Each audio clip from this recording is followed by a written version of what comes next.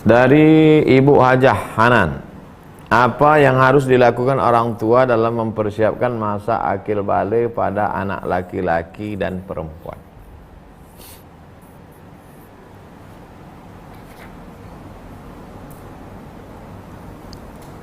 Muru auladakum bis shalah, suruh anak kamu salat wahum abna'u sab'a sinin, ketika berumur 7 tahun.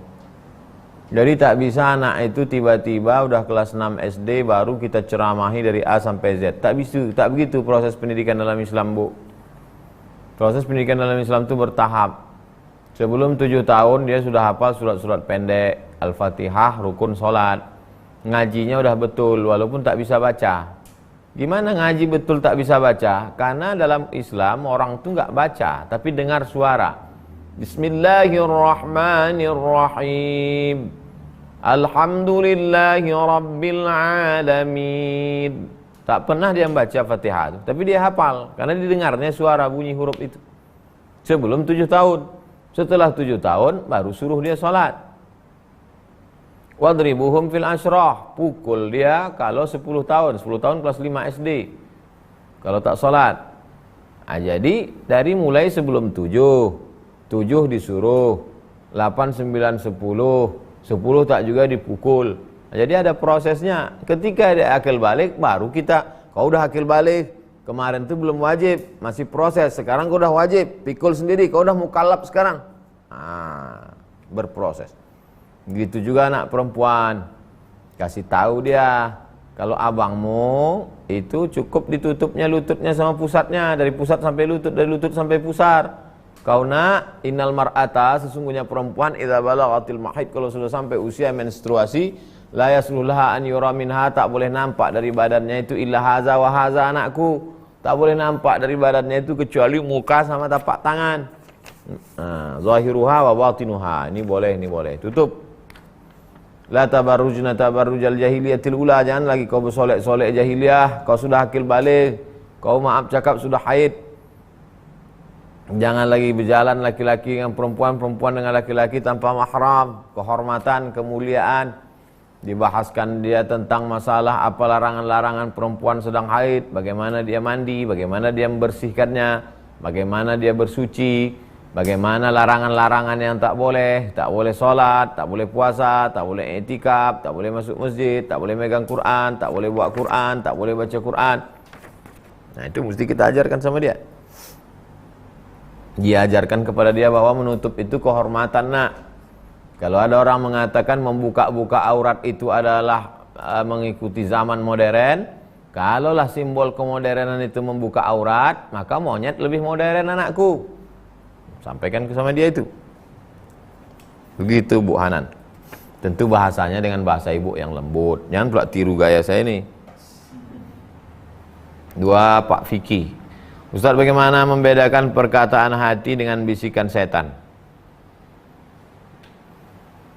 Alladzi waswisu fi sudurin nas minal jinnati wan nas. Alladzi waswisu, berbisik-bisik, fi sudurin nas, dalam hati manusia, minal jinnati, dari kalangan jin, nas, dan manusia.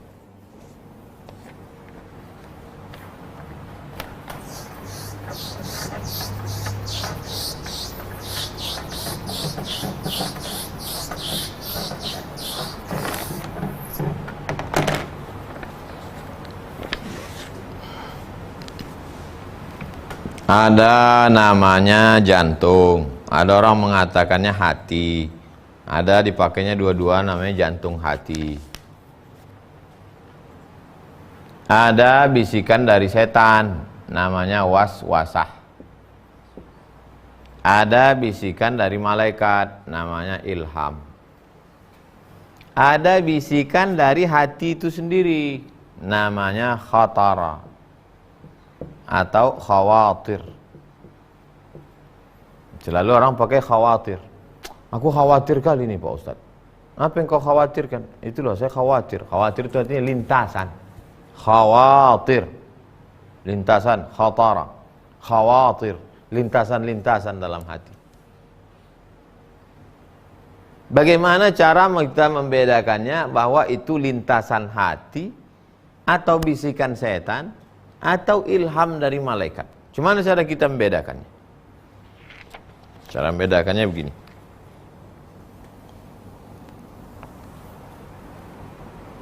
Kerja setan itu ini lalang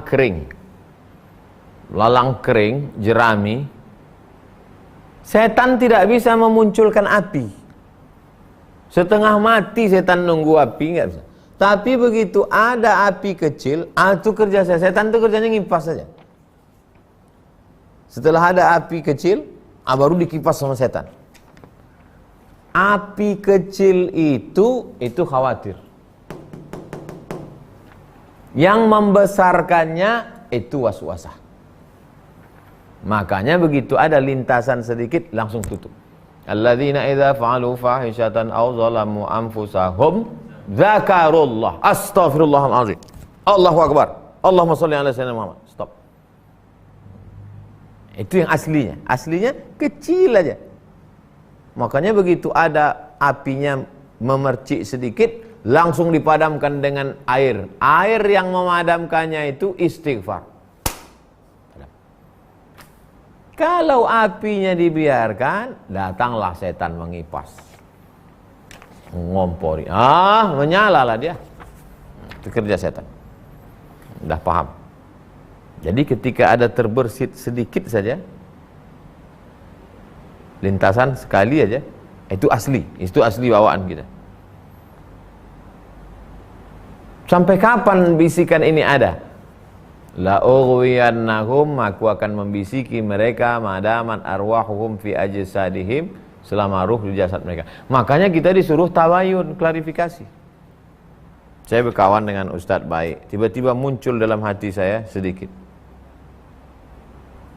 Itu asli itu, khawatir namanya, ada lintasan. Maka untuk melawan itu saya langsung klarifikasi. Ustadz, gimana ini masalahnya? Untuk memadamkan api tadi. Karena kalau tidak, datanglah dia. Makanya di antara yang memadamkan bisikan itu adalah tahlil, la ilaha illallah. Makanya orang yang tahlil itu kepalanya ke situ.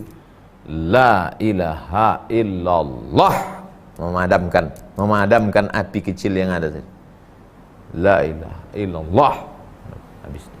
Muncul dia lagi, padamkan lagi. Karena setan itu terus.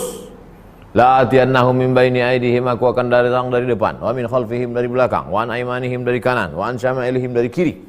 Tak berhenti dia. La ughwiyannahum, aku akan bengkokkan jalanmu yang lurus. La aqudanna lahum siratakal mustaqim. Tak pernah berhenti dia. Setan tak pernah berhenti. Setan belum pensiun. Makanya mau baca Quran pun kita, idza qara'tal Quran, kalau kau baca Quran, fasta'iz billah, a'udzubillahi minasyaitan. La tattabi'u khutuwatis syaitan, jangan kau ikuti langkah-langkah setan. Inna syaitana lakum aduun fattakhidhuhu aduwa, setan itu adalah musuh, jadikan dia sebagai musuh, jangan berkawan sama setan. Yang kecil pertama kali, yang murni kecil pertama kali, itu dia bisikan. Setelah dia membesar, setan punya kerja. Inna ibadi laisa laka alaihim sultan, kata Allah. Hambaku, kau tak punya kuasa untuk masuk ke hati mereka setan. Inna ibadi, hambaku, hambaku yang menghambakan diri kepada aku, maka kau tak bisa masuk ke mereka setan. Kenapa? Karena api tak ada. Api tak ada, apa yang mau dikipas setan? Setengah mati setan ngipas, tak bisa hidup, tak ada api. Siapa itu? Ibadi. Siapa dia? Illa ibadaka minhumul mukhlasin, kecuali hambaku yang ikhlas. Orang kalau bersahabat dengan ikhlas, setan tak bisa masuk. 3. Pak Haris, Ustadz, adakah dalil yang menyatakan roh orang beriman sudah meninggal bisa kembali ke dunia dan masuk ke dalam orang yang masih hidup?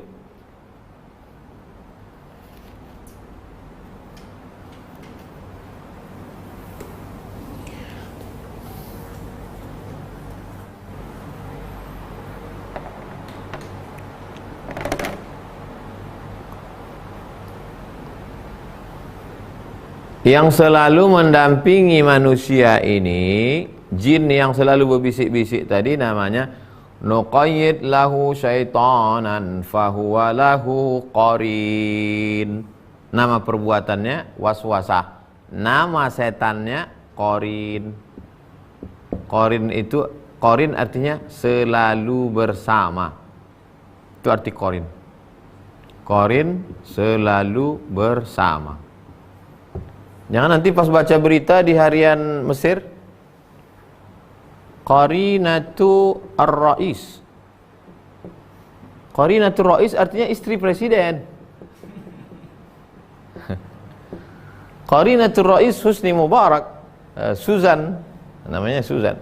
Qarin, lalu ditengok kamus, Qarin, setan yang selalu bersama. Berarti setan perempuan yang selalu bersama presiden.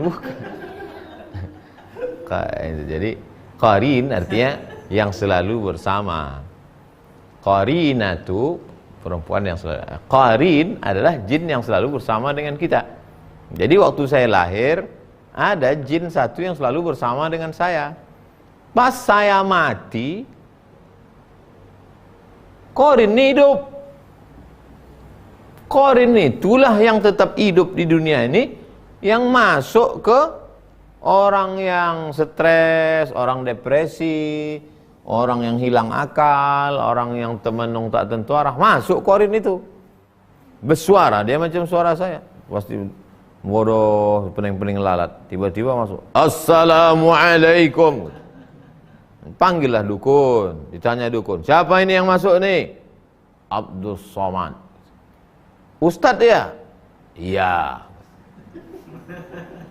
Kalau memang betul Ustadz Somad, hadis berapa yang terakhir sesudah Idul Adha? Hadis ke-22 dari Jabir bin Abdullah. Oh, betul nih kata orang. Padahal jin qarin untuk menyesatkan manusia. Roh Ustadz Abdul Somad tak bisa dipanggil. Roh. Qulir roh yas'alunaka 'anir roh. Mereka bertanya kepadamu tentang roh. Qulir rohu min amri rabbi. Roh itu kuasa Allah. Roh tak bisa dipanggil. Roh tak bisa dipanggil. Roh itu kuasa Allah Subhanahu wa taala. Jadi bohong besar orang yang mengatakan bisa memanggil roh. Roh si fulan bisa dipanggil. Dulu Syekh Muhammad Abduh kan lari dari Raja Mesir, tinggal di Paris, Prancis. Rupanya orang di Eropa waktu itu, Syekh Muhammad Abduh meninggal 1905, 115 tahun yang lalu. Di Paris waktu itu masih ada orang manggil roh. Jadi kebetulan Syekh Muhammad Abduh ikut acara di itu. Dia sebetulnya ikut mau nantang mereka. Kata dia, kalau memang betul kalian bisa manggil roh, coba panggil roh Nabi Isa. Aku mau nanya sama dia. Kata mereka, roh yang lain bisa, roh Nabi Isa ini khusus nggak bisa. Oleh sebab itu maka roh itu urusan Allah, tak bisa, bukan kuasa kita. Ibu Wati, Ustadz, kalau kita masih punya qadha solat, bolehkah kita laksanakan solat sunat dulu baru qadha? Qadha itu Bu bisa dilaksanakan sebelum, misalnya qadha isya, bisa dilaksanakan sebelum isya. Misalnya di Masjidil Haram, dari azan ke iqamat panjang, setengah jam. Masuk masjid, qabliyah isya, habis itu qadha. Daripada duduk tak tentu arah, menghapi moto-moto jamaah, selfie-selfie, qadha. Habis salat isya, ba'diyah. Atau setelah salat isya, ba'diyah isya, habis itu qadha. Bisa. Jadi qadha tidak terhalang ba'diyah, qabliyah, sebelum ba'diyah, sebelum qabliyah. Atau masuk masjid belum azan, salat qadha. Begitu Ibu Wati.